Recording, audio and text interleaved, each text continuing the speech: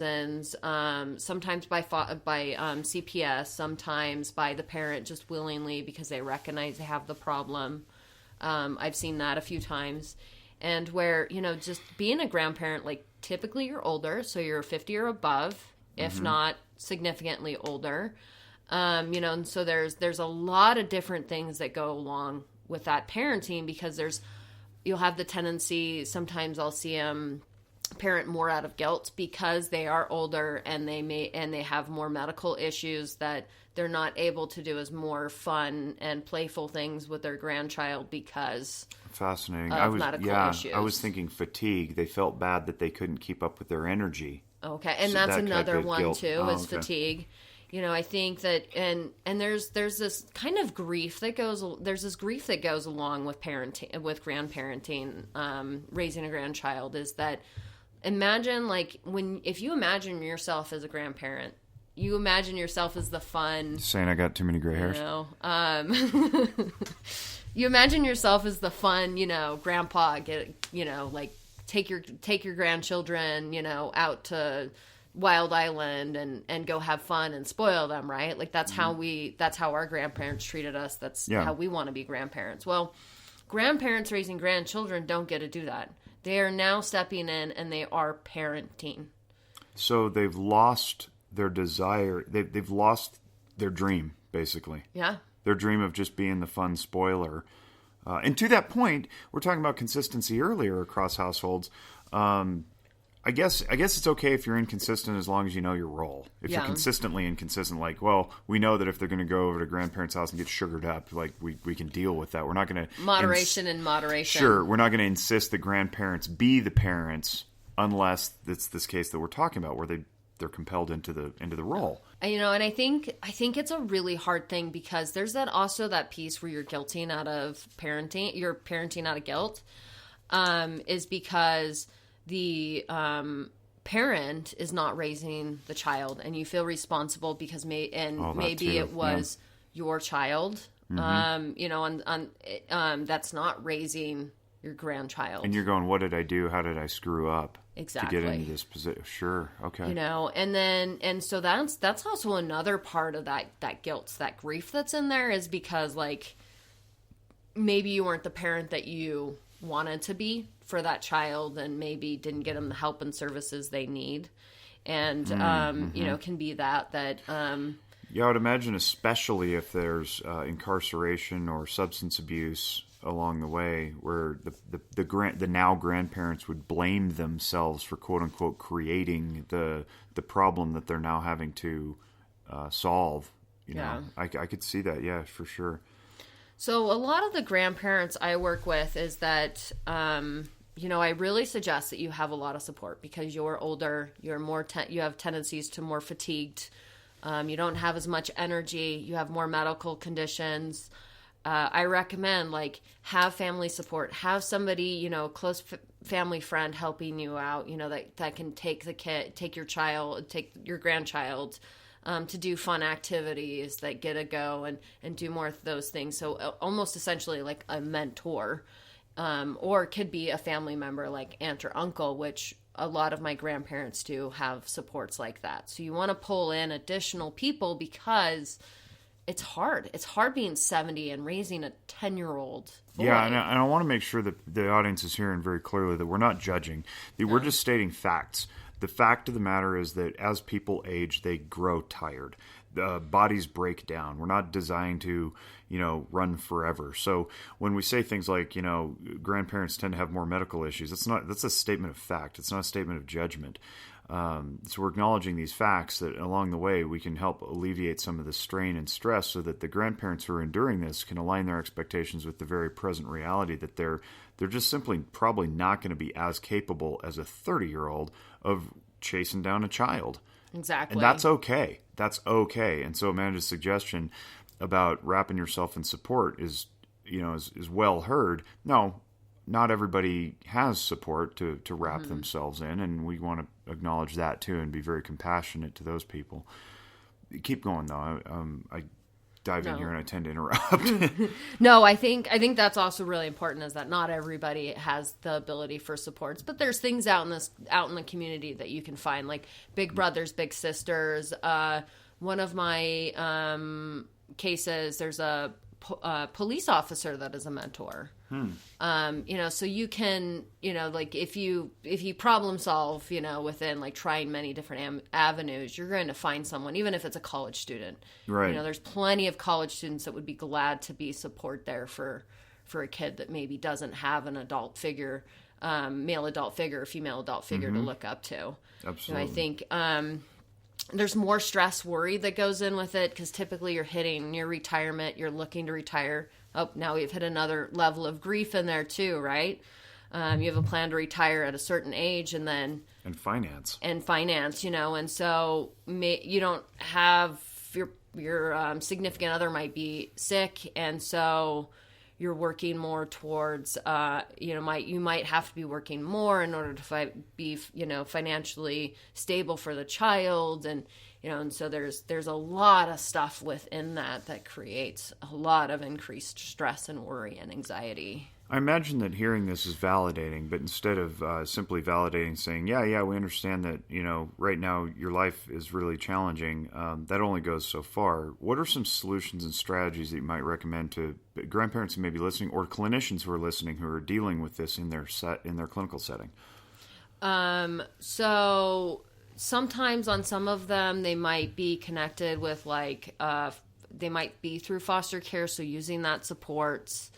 There's like ones like, if in our community, for instance, if there's like some developmental delays, some intellectual disabilities, certain problems, they might go into special support systems, such as Child Find, which is a preschool program here in Reno for that, for lower income, more problems with, behavioral intellectual functioning. I find, look for local support groups, grandparents raising children. There's like plenty of things out there that will help you with pay for childcare.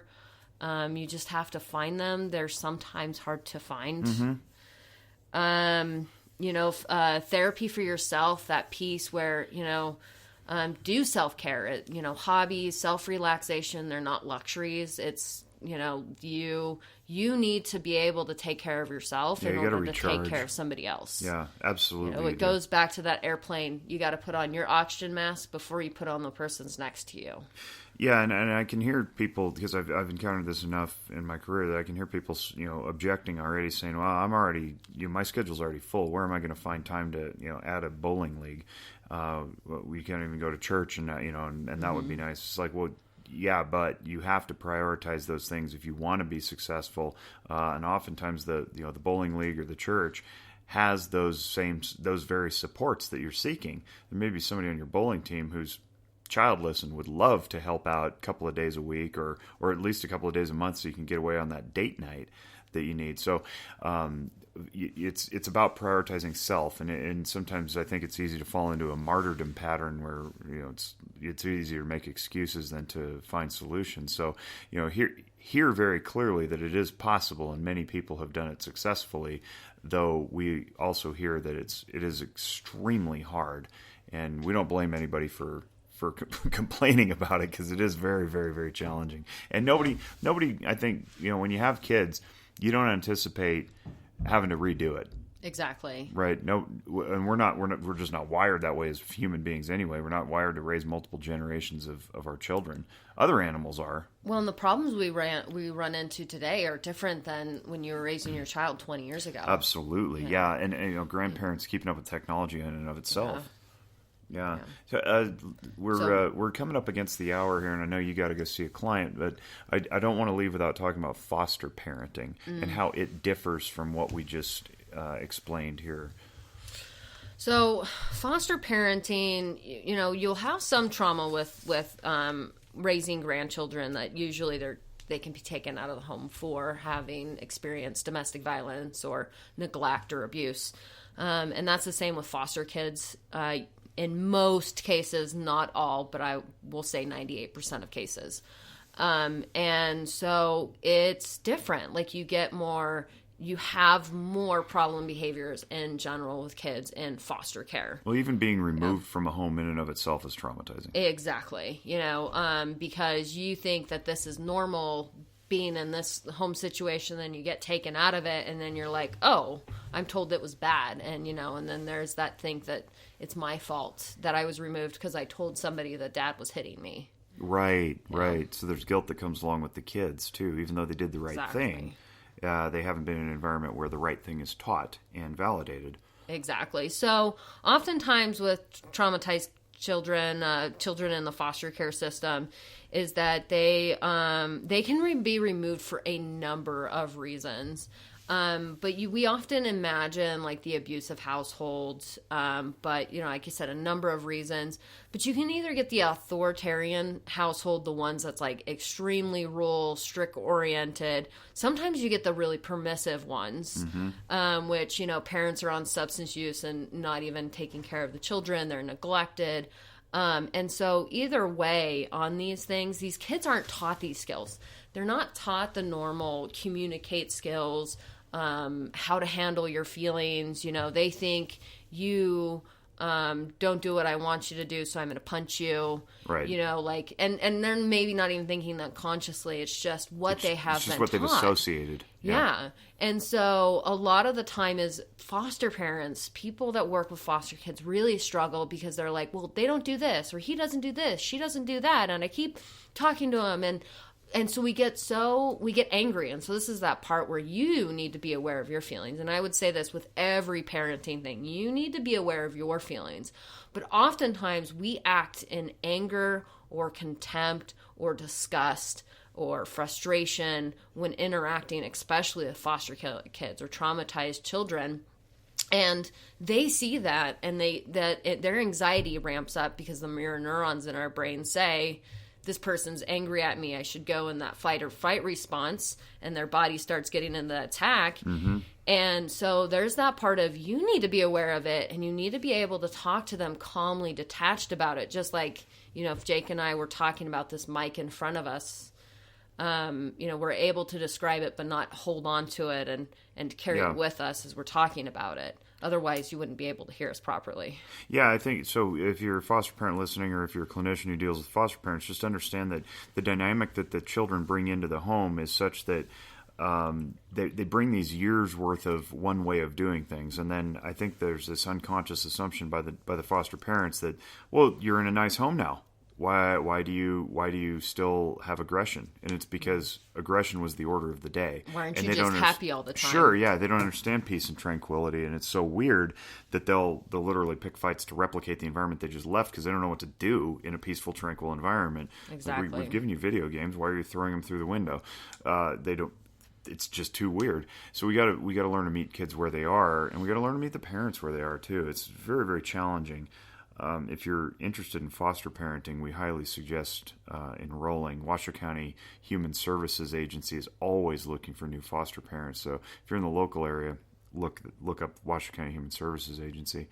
I'm seeing some stuff on your sheet here, and as we close, I want to get some of these things ticked off. I see sleep problems and sibling aggression, and what I was reflecting on is you don't just often get in a foster setting siblings within one family. You get mixtures of kids pulled from other families, and so you have this interesting dynamic where all of them are bringing very different types of histories into the same roof. How do you work with those parents? Because I know that you and I have worked through our lives with parents who are parenting multiple children. We might be seeing all these children, but you got one set of parents that's overseeing like the 4 or 5 or 6 kids from different families. So that's the unique thing about this emotion coaching piece, is that you would handle it all the same way. You would talk to all of them the same way. The rules are the same for all of them, kind of thing. But there's just an understanding that like not all of us have the same temperament. We're going to act differently to each different situation. If we walk out of this building and a meteorite falls from the sky, Jake is going to act differently than me, but we're probably both going to be shocked. Dead. Yeah. And so there's that understanding that, like, yeah, sometimes you get the cool and calm, collected foster kid, and sometimes you get the really angry and defiant one, but either, and both are pretty extremes in